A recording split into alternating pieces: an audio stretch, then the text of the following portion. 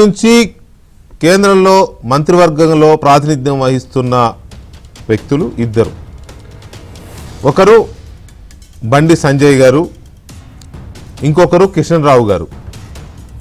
Sorry, Kishan Rao గారు అంటే మీకు తెలియదు కదా. తెలంగాణ ముఖ్యమంత్రి రేవంత్ రెడ్డి గారు అసలు పేరున్న కిషన్ రెడ్డి గారికి పెట్టిన కొత్త పేరు కిషన్ రావు. ఆయన ఎందుకు ఆ పేరు పెట్టాడు, ఏంటి, వాళ్ళ మధ్య ఉన్న రాజకీయ పరమైన అనుమానాలు, వైరుధ్యాలు, విమర్శలు ఇవన్నీ ఎందుకు జరుగుతున్నాయో తెలియదు. కానీ ఆయన్ని కల్వకుంట్ల కిషన్ రావు అన్నాడు. వెంటనే ఇవాళ కిషన్ రెడ్డి గారు ఇవాళ నువ్వు రేవంత్ ఖాన్ అన్నాడు. రేవంత్ ఖాన్ ఎందుకంటే ఈయన ఎంఐఎంతో అంటగాగుతున్నాడు కాబట్టి, కాంగ్రెస్ పార్టీ ఓవైసీ బ్రదర్స్తో అంటగాగుతున్నారు కాబట్టి ఆయన ఆ రకంగా రిటార్ట్ ఇచ్చారు. ఇలా రకరకాలుగా ఇటు చూస్తే బీఆర్ఎస్ కాంగ్రెస్ ఈ రెండు పార్టీల మధ్య పచ్చగడ్డి మామూలుగా వేస్తే బగ్గుమంటుంది అంటారు, వేయకుండానే బగ్గుమంటుంది. అరే ఉరే అమ్మ అక్క ఈ వీటికి ఏమీ తగ్గట్లే భాష పదాలు. కేటీఆర్ గారు ముఖ్యమంత్రి గారిని ఐఎమ్ సారీ టు సే వాళ్ళు బహిరంగ సభలో మాట్లాడుతున్నారు కాబట్టి చెప్పక తప్పడం లేదు, అరే పొట్టోడా అంటాడు. ఆయన ఈయనని దరిద్రుడా సన్నాసి అని ఆయన అంటాడు. బీఆర్ఎస్ పార్టీ నాయకులు అదే కేటీఆర్ రేంజ్లోనే ముఖ్యమంత్రిని ఇతర నాయకులను తిడతారు. కాంగ్రెస్ పార్టీ నాయకులు అదే రేంజ్లో కేసీఆర్ని కేటీఆర్ని తిడతారు. ఈ వీధి పోరాటాలన్నీ ఎందుకు? అధికారం కోసం, అధికారాన్ని కాపాడుకోవడం కోసం ఒక పార్టీ, పోయిన అధికారాన్ని సంపాదించుకోవడం కోసం ఇంకో పార్టీ. అసలు తెలంగాణలో ఇంతవరకు అధికారంలోకి రాలేదు కాబట్టి, అధికారంలోకి వచ్చే అవకాశం ఉంది కాబట్టి మనకి ఎలాగైనా అధికారం సంపాదించాలని ఇంకో పార్టీ. ఈ మూడు పార్టీలు గడిచిన 10 రోజులుగా తెలంగాణ మొత్తాన్ని నిప్పుల కుంపటి చేశాయి, విపరీతమైనగా వేడెక్కించేశాయి. పురవీధుల్లో వీధి పోరాటాలు చేస్తున్నాయి. పురపాలక ఎన్నికలు రేపే పోలింగ్. నిన్నటిదాకా బండ బూతులు, పచ్చి బూతులు తిట్టుకున్నారు, పేర్లు మార్చేసుకున్నారు. ఎంతైనా ఈ స్థాయికి దిగజారాల్సిన అవసరం లేదనుకుంటా రాజకీయాల్లో. పేర్లు మార్చేయడం అంటే వారి ఎంటిటీని మార్చేయడమే, వారి ఎగ్జిస్టెన్స్ని ప్రశ్నించడమే. అది కిషన్ రెడ్డి గారిని అన్నా ఇంకొకరిని అన్నా. కాకపోతే ముందు రేవంత్ రెడ్డి గారు కిషన్ రెడ్డి గారిని అన్నారు కాబట్టి ఆయన రిటార్ట్లో భాగంగా ఆయన అన్నారు. ఇది మంచి కల్చర్ కాదు. తర్వాత వ్యక్తిని బూతులు తిట్టడము తప్పే, at the same time body shaming చేయడం అంతకంటే దారుణం. ఎందుకు ఈ స్థాయికి వెళ్తున్నారు అని అంటే, వీధి పోరాటాలకు వెళ్తున్నారు అంటే రేపు జరగబోయే పోలింగ్ మున్సిపాలిటీలో ఒక మోస్తరు గుర్తింపన్నా తెచ్చుకోకపోతే పార్టీ ఉనికికే ప్రమాదం అని బీఆర్ఎస్. మంచి ఊపు మీద ఉన్నాం, మళ్ళీ మన ప్రభావం ఏంటో చూపించాలి కాంగ్రెస్తో సమానంగా, లేకపోతే కనీసం బీఆర్ఎస్ కంటే ఒక్కటైనా ఎక్కువ కొట్టాలనే ఊపు మీద బీజేపీ. గ్రామ పంచాయతీ ఎన్నికల్లాగానే 60% అయినా మున్సిపాలిటీలను కొట్టాలని కాంగ్రెస్ పార్టీ. అందుకోసం ముష్టి యుద్ధాలకు దిగారు వీధుల్లో. మున్సిపాలిటీల్లో ముష్టి యుద్ధం అని పెడితే బాగుండేదేమో నేను వాళ్ళ టైటిల్. రేపు పోలింగ్ ఎందుకు ఈ స్థాయి. మనతో చర్చలో బీజేపీ తెలంగాణ సీనియర్ నాయకులు ప్రకాష్ రెడ్డి గారు ఉన్నారు, అలాగే కాంగ్రెస్ పార్టీ తెలంగాణ అధికార ప్రతినిధి కొనగాల మహేష్ గారు కూడా మనతో చర్చలో పాల్గొంటున్నారు.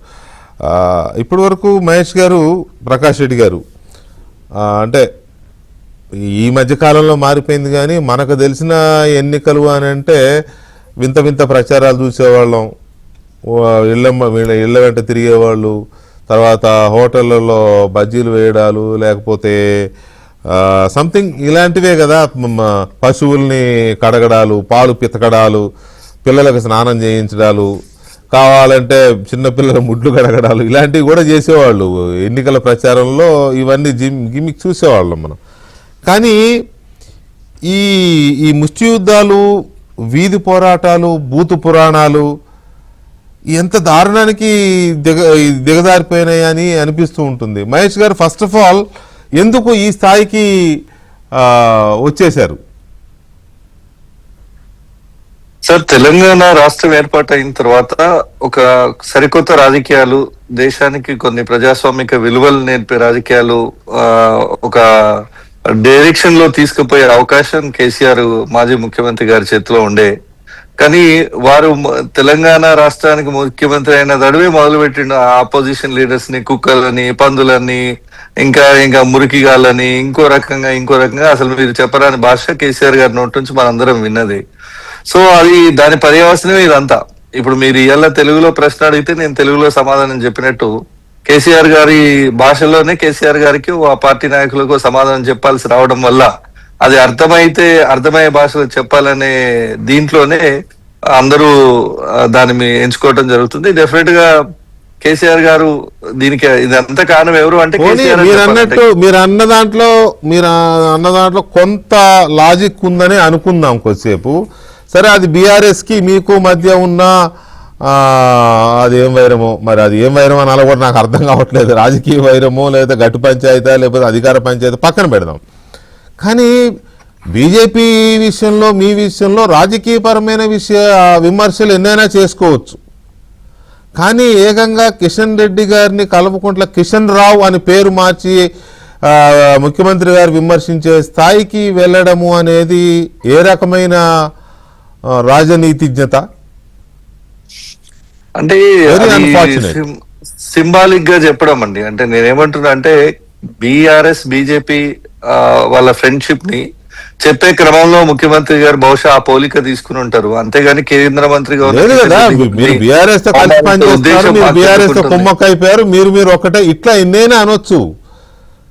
కానీ ఆ రకమైంది అనేసరికి ఇప్పుడు సామాన్య ప్రజానికానికి ఈ మెసేజ్ ను చేరవేసే క్రమంలో ముఖ్యమంత్రి గారు బహుశా అదే డైలాగ్ కేసీఆర్ గారు మా ఉద్యమ భాష లేకపోతే ప్రజలకు ఇట్లయితేనే అర్థమవుతుందని నేను అట్లా తిట్టినా అని ఆయన ఏదన్నాడు. ఇప్పుడు మీరు అదే చెప్తున్నారు, సామాన్య ప్రజానికాన్ని కన్వే చేయడానికి అని. కిషన్ రెడ్డి గారు ఏమంటున్నారు ఇవాళ గౌరవ ముఖ్యమంత్రి రేవంత్ రెడ్డి గారిని పట్టుకొని మీరు రేవంత్ ఖాన్ అన్నారు, అనకూడదు. కానీ మీరు అన్నదానికి మరి ఆయన కూడా అదే ఏమంటున్నా. ఇప్పుడు ఎవరి పేరు ఎట్లనైనా పెట్టుకోవచ్చు. కానీ ఒకటి ఏంటంటే రేవంత్ ఖాన్ అని పెట్టుకుంటే కూడా పెట్టుకోవచ్చు అని కిషన్ రెడ్డి గారు అంటే, రిటాలియేషన్ లో మేము కూడా చెప్పాల్సి వస్తుంది కిషన్ గాడ్సే అని పెట్టుకోమని. సో అదే నేనేమంటున్నా, బీజేపీ ఒక్క నిమిషం అన్న, బీజేపీకి నచ్చకపోతే ఖాన్ అనే పేరేమి ఏమంటారు ఒక ఇది కాదు కదా, దయ్యం కాదు, భూతం కాదు కదా. వాళ్ళు కూడా దేశ స్వతంత్రంలో, ఇన్ఫాక్ట్ దేశ స్వతంత్రంలో అబుల్ కలాం ఆజాద్ లాంటి వాళ్ళు ఉన్నారు.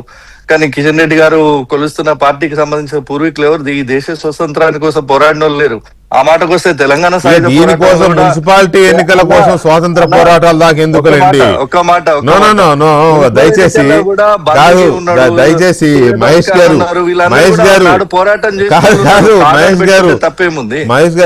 మున్సిపాలిటీ కాదు, మున్సిపాలిటీ ఎన్నికల కోసం స్వాతంత్ర పోరాటాలు దాకా ఎందుకులే, అక్కడ దాకపోతే మళ్ళీ మీరు చెప్పాలనుకోవడాన్ని నేను కాదనడం లేదు. కానీ ఇప్పుడు అక్కడ దాకా వెళ్తే మళ్ళీ చాలా విషయాలన్నీ మాట్లాడుకోవాల్సి వస్తుంది. మళ్ళీ ప్రకాష్ రెడ్డి గారు ఊరుకోడు. ప్రకాష్ రెడ్డి గారు ఆయన ఏదో మీ చరిత్రలు తీసే ప్రయత్నం ఆయన అందుకని అక్కడ దాకా వద్దు. కానీ అసలు ఎందుకు ఈ స్థాయి దాకా మున్సిపాలిటీ ఎన్నికల్లో లేదా మున్సిపాలిటీలో గెలవడం కోసం ప్రజల్ని ఆకట్టుకోవాలి, అభివృద్ధి లేకపోతే పథకాలు, సంక్షేమం, వీటి గురించి చెప్పుకోవాలి. ఒక మోస్తరు స్థాయి వరకు విమర్శలు ఓకే. కానీ ఈ స్థాయికి వెళ్ళిపోయి పేర్లు మార్చుకుంటామంటే నేనేమంటా, ఒకటి మీరు సీనియర్ జర్నలిస్ట్, మీరు గమనించాలి. గతంలో మీరు చాలా రోజుల నుంచి రాజకీయాలు చూస్తున్నారు. గతంలో ఐడియాలజికల్ ఫైట్స్ ఉండేవి కదా. మీరు దీన్ని కలిగంపులిగం చేసింది ఎవరు? కిషన్ రెడ్డి గారు సికింద్రాబాద్ లో గెలవడానికి తలసాని కిరణ్ యాదవ్ అని ఒక రాజకీయ ఓనమాలదేను అని ఒక చిన్న పిల్లగాన్ని తీసుకొచ్చి నిలబెట్టి కిషన్ రెడ్డి గారిని గెలిపించింది ఎవరు? కేసీఆర్ గారు కదా. కిషన్ రెడ్డి గారు అలా ఓకే, రాజకీయంగా కలగాపురం అవే కదా. మహేష్ గారు ఇప్పుడు రాజకీయాల్లో ఒకరికొకరు సహాయ సహకారాలు చేసుకోవడం, back end supports, back stabbings ఇటువంటివి జరుగుతూ ఉంటాయి. అవి నేను కాదనను, అవి ఓకే, ఉంటే ఉండొచ్చు, నేను కొట్టిపారేయట్లేదు కూడా. కానీ ఈ రకంగా వాళ్ళ దీన్ని ఎంటిటీని దెబ్బతీసే విధంగా కిషన్ రెడ్డి గారు ఎప్పుడు మాట్లాడలే. కిషన్ రెడ్డి గారు చాలా రాజకీయాలు చేస్తాడేమో కానీ ఈ రకమైన భాషా ప్రయోగం చూపించాల్సిన అవసరం లేదు సార్. అరవింద్ కుమార్ అని నిజామాబాద్ ఎంపీగా, గౌరవ ఎంపీగా ఉన్నటువంటి వ్యక్తి రేవంత్ రెడ్డి గారిని పట్టుకుని ఏ భాషలో మాట్లాడుతున్నారు చూసారు కదా. మరి చూశాను. వాళ్ళకి పేర్లు పెట్టారు కదా సార్, సంస్కారం ఉంది కాబట్టి అనట్లేదు అంతే. కరెక్ట్ వాళ్ళకి పేర్లు పెట్టారు కదా సార్. నేను ఇప్పుడు మళ్ళీ రిపీట్ చేస్తే బాగోదు కానీ గుండు అరగుండు అని అన్నది ఎవరండి, మాట్లాడింది ఎవరండి? తప్పలేదు మరి, తప్పలేదని అంటే ముందు మీరు మాట్లాడితే తర్వాత వాళ్ళు మాట్లాడుతున్నారు. సో అందువల్ల ప్రకాష్ రెడ్డి గారు మున్సిపాలిటీ ఎన్నికల కోసం ఇంత ముష్టి యుద్ధాలకి, ఇంత వీధి పోరాటాలకి దిగాల్సిన అవసరం ఉందా? చెప్పండి మిమ్మల్ని అడిగాను, ప్రకాష్ రెడ్డి గారు అని. వెంకటకృష్ణ గారు మీకు నమస్కారం. నేను ఇప్పుడు విన్నాను పెద్దలు మాట్లాడింది, కాంగ్రెస్ నాయకులు మాట్లాడింది, బహుశా ఈ పదాలు వాడినాడేమని. కానీ నేను ఒక పదం ఉపయోగిస్తాను సార్, కల్వకుంట్ల కుటుంబం అంటే ఆ ఇంటి పేరు పెట్టుకొని కిషన్ రావు అనే పదం మాట్లాడడం అనేది తెలంగాణలో ఒక బూతు పదం సార్. అది అవునవును, చాలా చాలా చాలా అన్ఫార్చునేట్. సిగ్గు లేకుండా సమర్థించుకోవడం ఇంకా బూతు పదం అంటే ఇంకా దుర్మార్గం అంటున్నా. తప్పు మాట్లాడి ఒక దుర్మార్గంగా తెలంగాణ మయ్యకు పుట్టినవరా అని అర్థం. అది తెలియనా? సిగ్గున్నారా? మయ్యకు పుట్టినావంటాడా? ఏం మనిషి? కానీ మాట్లాడదు. అది తెలిసి కూడా రేవంత్ ఖాన్ అనడం కూడా తప్పే. మళ్ళా నేను ఎందుకు మాట్లాడుతున్నా అంటే ఈ భాషను ఇట్లా మాట్లాడడం కరెక్ట్ అంటున్నా నేను. ఎట్టి పరిస్థితుల్లో యాక్సెప్టబుల్ కాదు. కానీ అది తప్పు అని తెలిసి కూడా ఈ రిటాలియేషన్ లో భాగంగా రేవంత్ ఖాన్ అనడం కూడా తప్పే కదా సార్. నేను ఇంకొక అడుగు ముందుకేస్తా. నేను ఒక అడుగు ముందుకేసి కిషన్ రెడ్డి గారు రేవంత్ ఖాన్ అనొచ్చా అన్నాడు, కానీ నేను అడుగు ముందుకేసిన లైవ్ లో చెప్తున్నా. రేవంత్ ఉద్దీన్ ఓవైసీ, సలావుద్దీన్ ఓవైసీకి దత్తపుత్రుడు రేవంత్ ఉద్దీన్ ఓవైసీ, అసలుద్దీన్ ఓవైసీ అసలు కొడుకు రేవంత్ ఉద్దీన్ దత్తపుత్రుడు అనొచ్చా? అనాలా? బ్రిటిష్ వాళ్ళు వదిలేసిపోయిన వాళ్ళు వీళ్ళంతా, బ్రిటిష్ వాళ్ళకు వారసులు వీళ్ళంతా, మేము అనొచ్చా వెంకటకృష్ణ గారు? బ్రిటిష్ వాళ్ళ సద్దులు మోసాలు వారసులు అనొచ్చా? బ్రిటిష్ నువ్వేమని అనొచ్చు. మరి బ్రిటిష్ వాళ్ళ వారసులు ఏమని ఒప్పుకో, అయిపోతుంది ఇక. మధ్యలోకి వస్తున్నారా మీరు మాట్లాడితే నిశ్శబ్దంగా మహేష్ గారు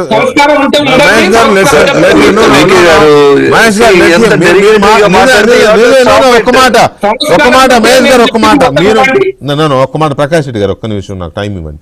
మహేష్ గారు మీరు ఎంతసేపు మన ఇద్దరం మాట్లాడిన సేపు ఆయన మాట్లాడలేదు కదా, అంత డెడికేటెడ్ గా మాట్లాడలేదు.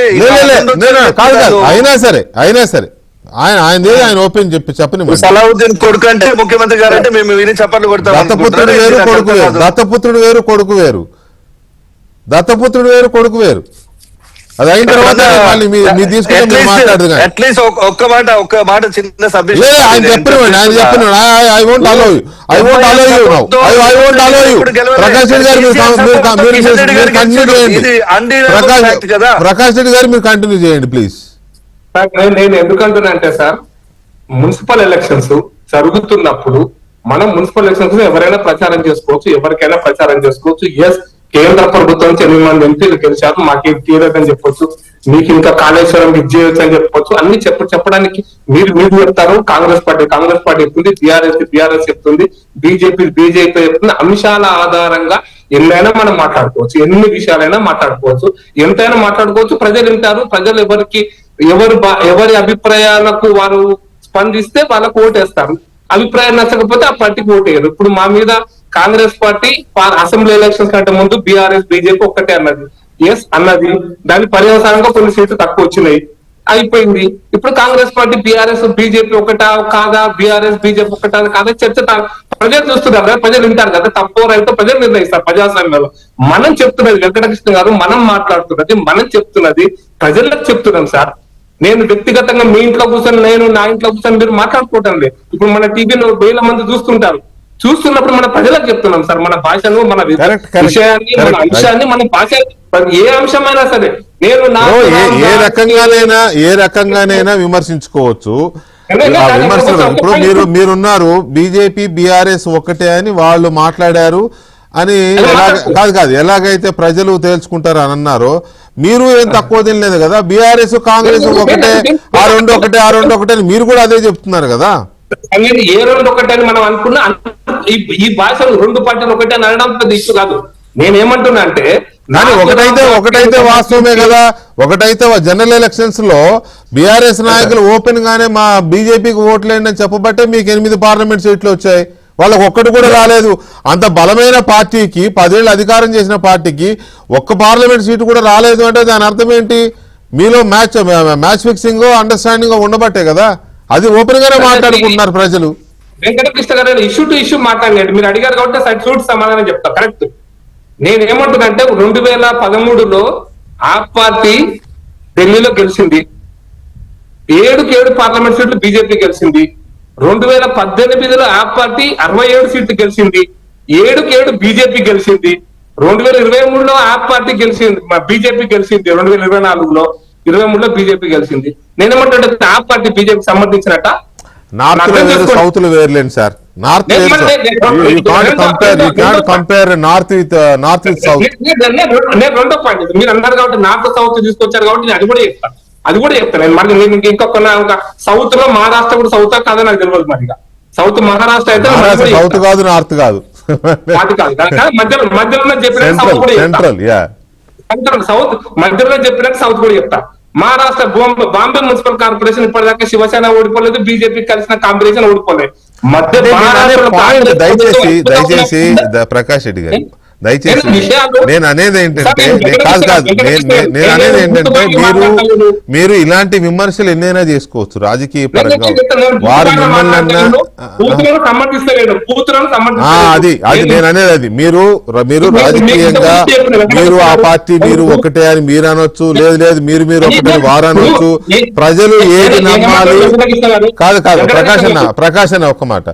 ప్రజలు ఇప్పుడు బీఆర్ఎస్ కాంగ్రెస్ ఒకటని మీరు అనొచ్చు, లేదు బీఆర్ఎస్ బీజేపీ ఒకటే అని వారు అనొచ్చు. వాళ్ళు 2023లో అది వాడి బెనిఫిట్ అయ్యారు, ప్రజలు కూడా నమ్మారు. తర్వాత కూడా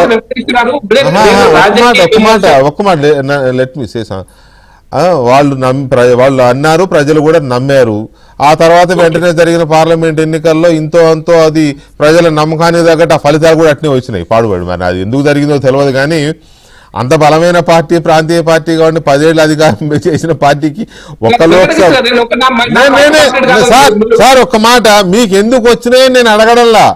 ఆ జరిగిన పరిస్థితులు ప్రజలను నమ్మే విధంగా చేశాయి అంటున్నా. అయితే 2018లో నేను మళ్ళీ చెప్తాను, 2018లో అసెంబ్లీ ఎలక్షన్స్ లో మాకు ఒక సీట్ వచ్చింది సార్. అది కాదండి ఇష్యూ. జరిగిన సీక్వెన్స్ అలా జరిగింది కాబట్టి మీరు అలా రాజకీయంగా ఎన్ని విమర్శలు చేసుకుంటూ అయినా వెళ్ళొచ్చు కదా మహేష్ గారు. పాయింట్ అది. రాజకీయంగా రాజకీయ విమర్శలు మీరు అన్నది కరెక్టే. అదే కేంద్ర ప్రభుత్వం మాకు నేను అంటున్నది కూడా ఏంటంటే రాజకీయంగా ఎన్నైనా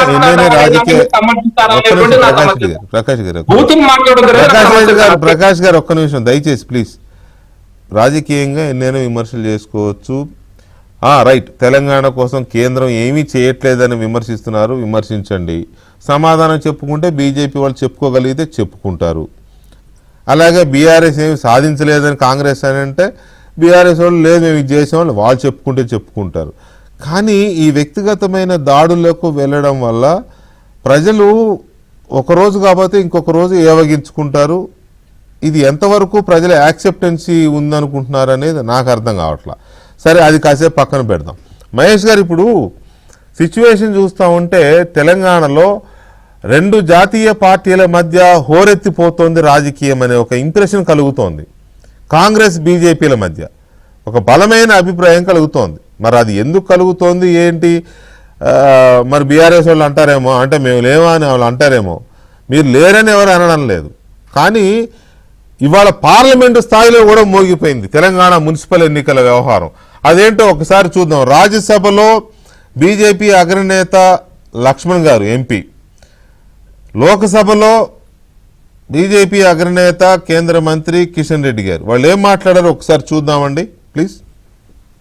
Sir, in Telangana, the municipal elections are being taking place. I will give you time after this 0 hour and the question. One of I our, will sir, give one you, of you our can raise it. candidate, he committed suicide, sir, with the force of the concerned minister to withdraw from the election. And it belongs to the chief minister constitution, sir. That district belongs to chief minister. Please, I will give you time. Yes, sir, he is a tribal candidate, sir. He is a tribal candidate. You can ST raise candidate, it. poor fellow. He is in the fray. He was asked you can to raise resign it the after chief minister and the concerned minister. Yesterday committed suicide. Tomorrow is the election, sir. Tomorrow is the election, sir. No, you So please. sir, most unfortunate. రేపు municipal election జరుగుతా ఉన్నాయి. అందులో ముఖ్యమంత్రి గారు సొంత జిల్లాలోనే ఇవాళ అనేక రకాలుగా దౌర్జన్యాలు చేస్తా ఉన్నారు. ఆ ఎన్నికల్లో ఈరోజు కిడ్నాప్ చేస్తా ఉన్నారు. బీజేపీ అభ్యర్థి ఈరోజు సూసైడ్ చేసుకోవడం జరిగింది. ముఖ్యమంత్రి గారు సొంత జిల్లాలో దౌర్జన్యము, దోపిడీ, కిడ్నాప్లు, డబ్బులు వంచడాలు, ఈ రకంగా అత్యాచారం చేస్తా ఉన్నారు. దీని మీద నేను సవాళ్ళు తీసుకొస్తున్నాను. సభ ఖండించాల్సిందిగా కోరుతా ఉన్నాను. రేపు మున్సిపల్ ఎలక్షన్ జరుగుతా ఉన్నాయి. అందులో ముఖ్యమంత్రి గారు సొంత జిల్లాలోనే ఇవాళ అనేక రకాలుగా దౌర్జన్యాలు చేస్తా ఉన్నారు. ఆ ఎన్నికల్లో ఈరోజు కిడ్నాప్ చేస్తా ఉన్నారు.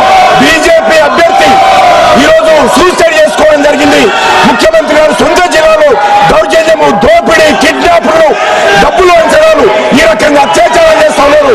దీని మీద నేను సవాళ్ళు తీసుకొస్తున్నాను. సభ ఖండించాల్సిందిగా కోరుతా ఉన్నాను. రైట్, అది మహేష్ గారు, లోక్సభ స్థాయిలో కూడా తెలంగాణ మున్సిపల్ ఎన్నికల ఇది మోగిపోయింది. అఫ్ కోర్స్ మక్తల్లో ఒక వార్డులో పోటీ చేస్తున్న బీజేపీ అభ్యర్థి ఆత్మహత్య చేసుకున్నారు. సరే, ఆయన ఆత్మహత్య చేసుకోవడానికి కారణాలు ఏంటి అనే దాని మీద ఏదో దర్యాప్తు జరుగుతోంది, సంథింగ్ అది నడుస్తోంది. దానికి ఇప్పుడు బీజేపీ చేస్తున్న ఆరోపణ ఏంటి అంటే కాంగ్రెస్ పార్టీ ఒత్తిళ్లు భరించలేక, బెదిరింపులు భరించలేక సంహవ్ కిషన్ రెడ్డి గారు అయితే అత్యాచారాలు అనే పదం కూడా వాడారు.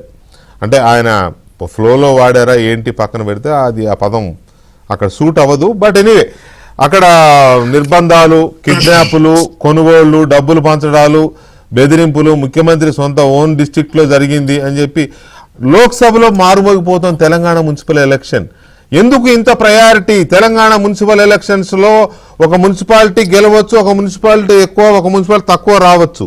ఎందుకు ఇంతగా పార్టీలు పోటీ పడుతున్నాయి సార్?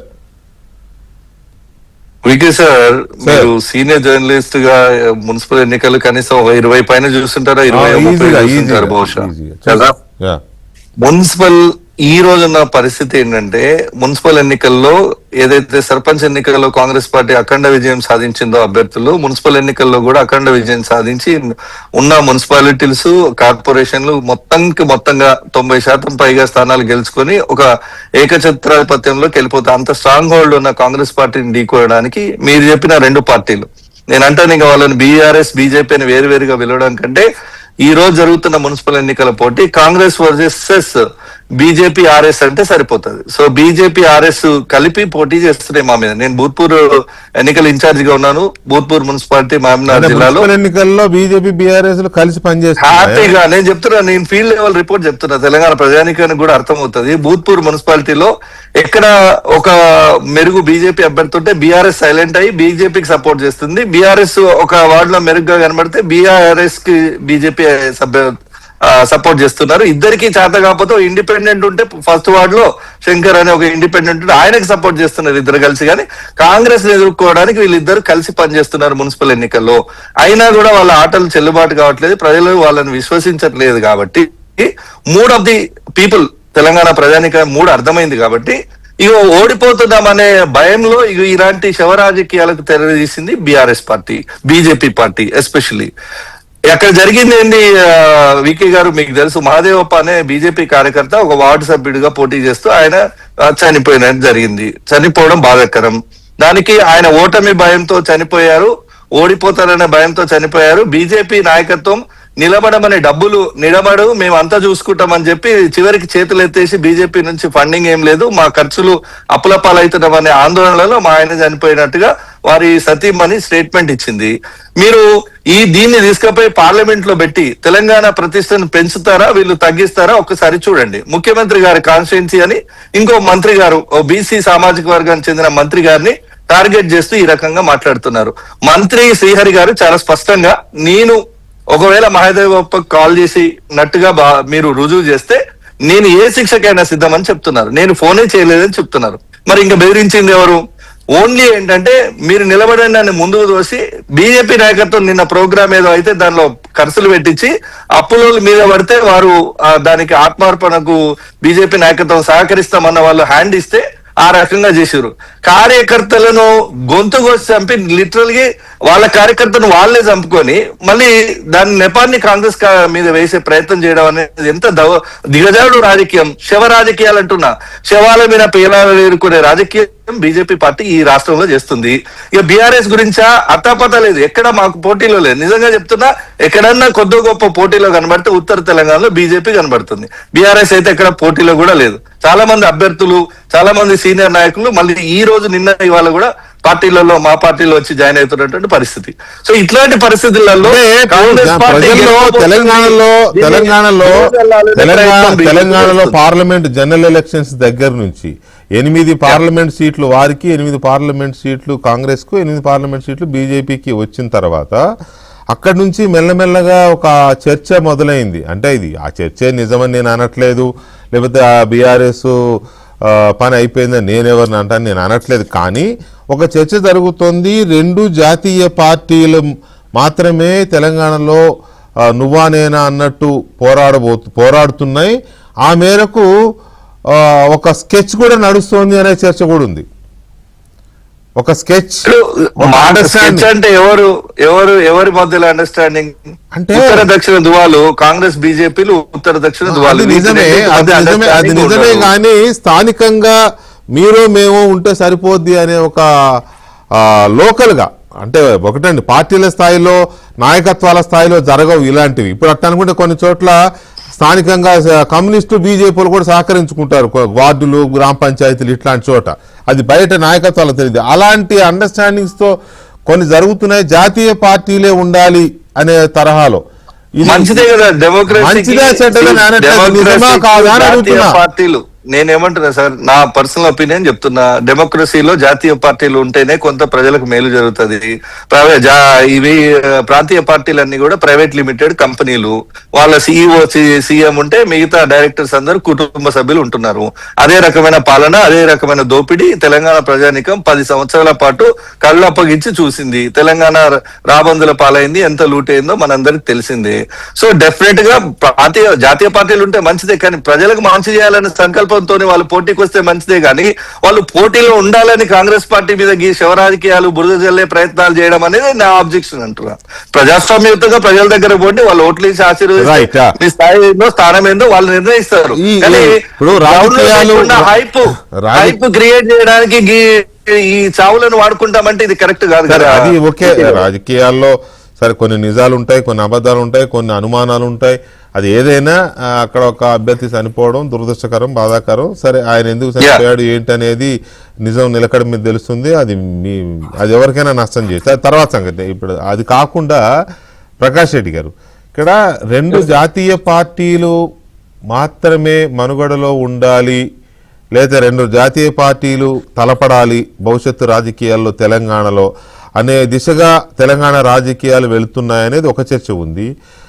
లేదా 2 జాతీయ పార్టీలతో కూడిన కూటములు, 2 జాతీయ పార్టీలతో కూడిన కూటములు అంటే బీజేపీ నేతృత్వంలో ఒక కూటమి, కాంగ్రెస్ నేతృత్వంలో ఒక కూటమి, ఇలా 2 కూటములుగా మాత్రమే తెలంగాణలో భవిష్యత్తు రాజకీయాలు ఉంటాయి. అందుకే మనం మొన్న పార్లమెంట్ ఎలక్షన్స్ చూసినా, ఇప్పుడు మున్సిపల్ ఎలక్షన్ చూసినా ఆ దిశగా వెళుతున్నాయనే చర్చ జరుగుతోంది. Is it true? ఒకటి చర్చ జరుగుతుంది అనేది వాస్తవం, చర్చ జరుగుతుంటుంది. అందుకే నేను చర్చ పెట్టా, జరుగుతుంది కాబట్టి నేను చర్చ తప్పేం కాదు. అయితే మేము మా పార్టీ వరకు మా లైన్ ఒకటి క్లియర్ సార్. మేము మా ఇప్పటి వరకు ఈ 75 జనసంఘం కాలం నుంచి ఈ రోజు వరకు ఎన్నడూ కూడా మేము కాంగ్రెస్ పార్టీతో కలిసి ఎక్కడ అంటే ఏ ప్రభుత్వాన్ని ఇప్పటిదాకా ఏర్పాటు చేయలేదు సార్. ఇంకా నేను ఎవరన్నారు ఇప్పుడు చరిత్రలో కాంగ్రెస్ పార్టీతో కలిశారని ఎవరన్నారు? నేను గుర్తు చేస్తాను సార్. మీరు పదం చూసి నేను కూడా అనలేదు, ఎవరు అనరు. నేను ఎక్కువ టైం చెప్పండి చెప్పండి చెప్పండి. ఈవెన్ 1967లో మేము కమ్యూనిస్ట్ పార్టీతో కలిసి సిపిఎం పార్టీ, అప్పుడు కమ్యూనిస్ట్ పార్టీతో కలిసి కూడా మేము చరణ్ సింగ్ ప్రభుత్వాన్ని ఏర్పాటు చేశాం. కమ్యూనిస్ట్ పార్టీతో కలిసి కూడా మేము ఢిల్లీలో మున్సిపల్ బయట నుంచి మద్దతు ఇచ్చారులే, మద్దతు ఇచ్చాం. అందుకోసం అంటే ఇటువంటి సంఘటనలు దేశం జరుగుతూనే ఉంటాయి. అదే ఉందిలేండి సార్. ఇప్పుడు కొన్ని సందర్భాల్లో దేశ ప్రజాస్వామ్యాన్ని కాపాడడం కోసం ఎన్టీ రామారావు గారికి రైట్ సైడ్ వాజ్పేయి గారు, అద్వానీ గారు, లెఫ్ట్ సైడ్ సుర్జిత్ గారు, బర్ధన్ గారు కూర్చున్నారు. దానికి ఏముంది? నేను చెప్తాను సార్. ఎన్టీ రామారావును ఆ రోజు రాత్రి పూట నాదెండ్ల భాస్కర్ ఎపిసోడ్ జరిగిన తర్వాత ఆ రోజు రాత్రి ఎన్టీ రామారావు స్టూడియోలో నేను కవల్ చేశాను సార్. నేను ఉస్మాన్ యూనివర్సిటీ స్టూడెంట్ గా కట్టెలు తీసుకొని మేము గోడలు కూడా సరిగ్గా లేకుంటే 100 మంది స్టూడెంట్స్ మీరు రాత్రి 12 గంటలకు అక్కడికి రీచ్ మేము కవల్ చేశాం సార్. ఇక్కడ నుంచి సిర్పూర్ కాగజ్ నగర్ ఆ ట్రైన్ పోతుంటే అక్కడ వరకు కూడా దాడి వచ్చాను. అక్కడ దాకా కూడా మేము కవల్ పోయినాం సార్. మా ధర్మారావు గారు ఉన్నారు, నేను అందరం, మా రామచంద్ర గారు అందరం ఉన్నాం. కవల్ కాసినటువంటి వ్యక్తులు మేము అందరం ఉన్నాం సార్. ఎన్టీ రామారావు ఎపిసోడ్ దాని గురించి మాట్లాడతలే. ఆ తర్వాత పూజ పన్నా కూడా మేము రాజకీయ భాగం, అది పెద్ద ఇష్యూ కాదు. నేనేమంటాను సార్, స్థానిక ఎన్నికలలో స్థానిక నాయకులు 2000 కోట్లు ఉంటాయి సార్ ఒక మున్సిపల్ వార్డులో. చిన్న మున్సిపాలిటీ 1500 ఉన్నాయి. ఇక్కడ అవసరం వాళ్ళ స్థానికంగా ఉండేటువంటి వ్యక్తులు, బంధుత్వాలు, ఫ్రెండ్షిప్లు ఇవన్నీ కూడా కలిసి ఉంటాయి సార్. దీన్ని కొలమానంగా తీసుకొని పార్టీలు కలుస్తున్నాయి అనుకోవడం కరెక్ట్ కాదనేది నా అభిప్రాయం. నేను అది క్లియర్ గా చెప్పాను. స్థానికంగా కొన్ని ఈక్వేషన్స్ లో వాళ్ళు కలిసి పని చేసుకుంటారు. అది పార్టీ నాయకత్వాలకు సంబంధం ఉండదు అని చెప్పాను కదా క్లియర్ గా. ఇప్పుడు నేను చెప్తున్నా అదే సార్. ఇక్కడ కూడా ఇప్పుడు నేను షాద్నగర్ లో, ఇప్పుడు నేను మీతో మాట్లాడుతున్నప్పుడు నేను షాద్నగర్ లోనే ఉన్నాను. నేను షాద్నగర్ ఇన్ఛార్జ్ గా ఉన్నాను. ఇప్పుడు షాద్నగర్ లో కూడా మా బంధువు పోటీ చేస్తున్నాడు కాబట్టి నేను చెయ్యను, మా అన్న పోటీ చేస్తున్నాడు కాబట్టి, మా హిందూ వాహినిలో చాలా కట్టర్ కార్యకర్త మా బంధువు చేస్తున్నాడు కాబట్టి నేను చేయను అన్నా అని చెప్పి మేము ఎంత బలవంత పెట్టినా చేయలే. మా అన్న ఇంకొక ఆయన చేస్తున్నారని నేను చేయను అని చెప్పి మా పాలెంలో సార్, మా ఇంట్లో పంచాయతీ మేము కలిసి వ్యవసాయం చేసుకుంటాం సార్, కాబట్టి నన్ను ఇరికేయకండి సార్ అని బతిలాడుకొని నేను చేయాలని పోయిన వాళ్ళు కూడా ఉన్నారు. ఈ రెండో పర్సన్ అది ఒకటే కాదు. నేను ఇక్కడ మళ్ళీ అనుకో చెప్తున్నా, మీరు శివ రాజకీయాలు అంటే చెప్తున్నా, ఇక్కడ జమ్రుద్ అని ఒక ముస్లిం ఉన్నాడు సార్ ఇక్కడ షాద్నగర్ లోనే. ఎంత దౌర్జన్యాలంటే ముస్లిం ఆయన కూడా బెదిరిస్తున్నారు సార్. ఒక్కొక్కరింటికి పోయి మీరు ఓటు వేయకపోతే లెక్క పెడతా, మీ సంగతి చూస్తా. ఇక్కడ ముస్లిం మెజారిటీ 1500 ఓట్లున్న అటువంటి 4 వార్డ్స్ కానీ కాంగ్రెస్ ఆయన ఏ పార్టీ అధికారం పార్టీయే. కాంగ్రెస్ బీఆర్ఎస్ కాదు, అధికార పార్టీ ఎంఐఎం పార్టీ. అసదుద్దీన్ వచ్చిపోయినాడు. బెదిరింపులే, మామూలు బెదిరింపులు కాదు. నరుకుతాం, సంపుతాం, కొడతాం. అరే ఏం రా నా గుండెకి తెలియదారా అని. ఇది ఆఖరికి ఆయన పీడీ యాక్ట్ కింద ఉన్నాడు. ఇప్పటిదాకా బైండ్ ఓవర్ కూడా మేము కంప్లైంట్ చేసిన తర్వాత కూడా బైండ్ ఓవర్. ఎందుకంటే అధికార పార్టీ ఎప్పుడు అధికారం ఉంటే వాళ్ళతో ఉంటారు. వాళ్ళు ఇప్పుడు ఎంఐఎం పార్టీ ఎట్లుంటుందో వాళ్ళు కూడా అట్లే ఉంటారు. ఇక్కడ లోకల్ గా ఉండే చోటా మోటా లీడర్లు లేదా కొత్త రౌడీయిజం చేసే వాళ్ళు అట్లే ఉంటారులేండి. పార్టీలు కూడా అనకూడదు కానీ సిగ్గేగు లేకుండా ఎవడైతే గెలుస్తాడు, ఈ రౌడీ అయితే గెలుస్తాడా, గుండా అయితే గెలుస్తాడా అని సెలెక్ట్ చేసుకుని మరి వాళ్ళనే నిలబెడతారు. నేను ఒకటే స్థానిక నాయకుల యొక్క ఈక్వేషన్స్, వాళ్ళ కులము లేకపోతే వాళ్ళ వర్గము లేకపోతే వాళ్ళ వీధి, ఇటువంటి అన్ని ఈక్వేషన్స్ తోని వాళ్ళు కలుస్తారు సార్. దానికి మేము కూడా ఇప్పుడు మేము ఎంత బలవంతం చేసినా మేము 20 కంటే ఎక్కువ కాంటాక్ట్ చేయలేకపోయినా 8ని బలవంతంగా ఈ పార్టీ ఆ పార్టీ ముస్లింస్ మమ్మల్ని ఏం చేయలేదు కూడా. దాని పరిస్థితి వేరే. ఏమైనా కూడా ప్రకాష్ రెడ్డి గారు ఇటువంటి రాజకీయాలు మక్తల్ విషయంలో మక్తల్ విషయం మీద చాలా క్లారిటీ ఉంది. గబ్బులు చనిపోయి సూసైడ్ చేసుకుంటాని ఒక నిందారోపణ చేయడం అంటే ఇంత కంటే స్థాయికి ఏ పార్టీ నాయకులు దిగతారని చెప్తున్నారు సార్. మక్తల్లో చనిపోయిన బీజేపీ వార్డు అభ్యర్థి ఒక్క నిమిషం, మక్తల్లో చనిపోయిన బీజేపీ వార్డు అభ్యర్థి మహదేవప్ప సూసైడ్ ఎందుకు ఏంటి అనే దాని మీద చాలా సమాచారం ఉంది. అది ఏంటి అనేది ఇప్పుడు మనం మాట్లాడుకుంటే వాళ్ళు బాధపడే ప్రమాదం ఉంది. కాబట్టి ఆ నిజం నిలకడ మీద బయటపడుతుంది. కానీ రాజకీయాలు ఎప్పుడు హుందాగా మారతాయని హోప్ తప్ప మారతాయనే నమ్మకం అయితే లేదు. ఎందుకంటే అందరూ అట్లే తయారవుతున్నారు. అన్ఫార్చునేట్లీ ఆయన అన్నాడని ఈయన అన్నాడని ఆయన, వీళ్ళిద్దరు అన్నారని మూడు ఆయన అన్నాడని 4 ఆయన, అసలు మొత్తం ఒక చిన్న submission అన్నా? ఇప్పుడు తెలంగాణకు వచ్చింది ఈ దుష్ట FSL లో అగ్ని ప్రమాదం నేనే చెప్పా కదా. దూషించిన సంఘటన ఇక్కడ ఉంది FSL లో అగ్ని ప్రమాదం జరిగితే దాన్ని కూడా ఏవో కేసు అదేనండి, నేను అనేది అదే. చెప్పండి. ఏదో ఒకటి FSL ఫైర్ ఇన్సిడెంట్ కూడా మహేష్ గారు ఎఫ్ఎస్ఎల్ లో అగ్ని ప్రమాదం జరిగితే ఆ రికార్డులన్నీ ఎఫ్ఎస్ఎల్ లోనే ఉంటాయి, ఇంకెక్కడా ఉండవు. ఉన్నాయి అన్నట్టుగా అదే కదా. ఉండవు అన్నట్టుగా వాటి తగలబెట్టారు అని అనడము తప్పే. కాకపోతే ఏంటంటే రాజకీయ పరమైన విమర్శ ప్రజలకు తెలియదా? రాజకీయ విమర్శ కాబట్టి పోనీ అంతవరకు ఓకే. ఎన్నికలు కాబట్టి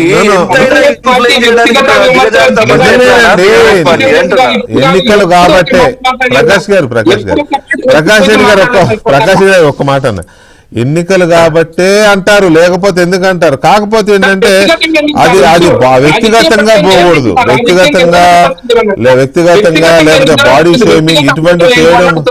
ఒక్క నిమిషం ప్రకాష్ రెడ్డి గారు, మీరు కంటిన్యూస్ గా మాట్లాడుతూనే ఉన్నారు.